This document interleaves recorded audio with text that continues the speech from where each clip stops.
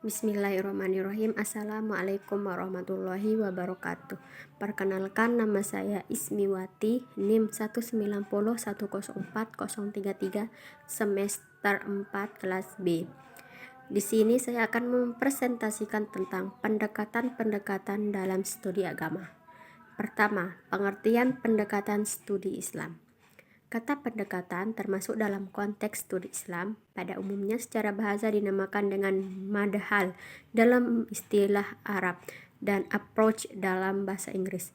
Dan dalam tradisi ilmiah yang bermakna relatif sama atau mirip dan menunjuk pada tujuan yang hampir sama pula dengan pendekatan, yaitu theoretical framework, conceptual framework, perspektif, point of view atau sudut pandang, dan paradigma.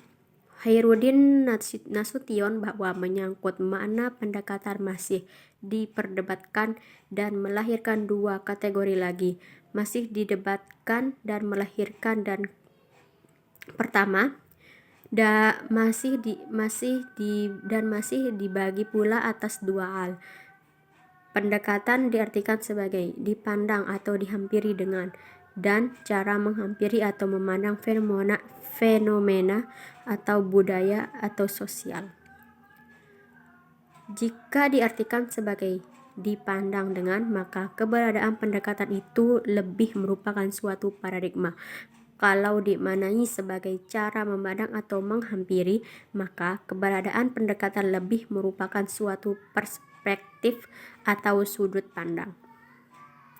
Yang kedua, pendekatan dapat pula bermakna sebagai suatu disiplin ilmu, sehingga ketika dikatakan studi Islam dengan pendekatan sosiologi misalnya, maka maknanya adalah menstudi atau mengkaji Islam dengan menggunakan disiplin ilmu sosiologi itu, dan implikasinya mestilah pendekatan di sini menggunakan teori atau teori-teori dari disiplin ilmu sosiologi yang dijadikan sebagai sebuah pendekatan itu. Istilah pendekatan merupakan kata terjemahan dari bahasa Inggris approach. Approach maksudnya adalah suatu disiplin ilmu untuk dijadikan landasan kajian sebuah studi atau penelitian.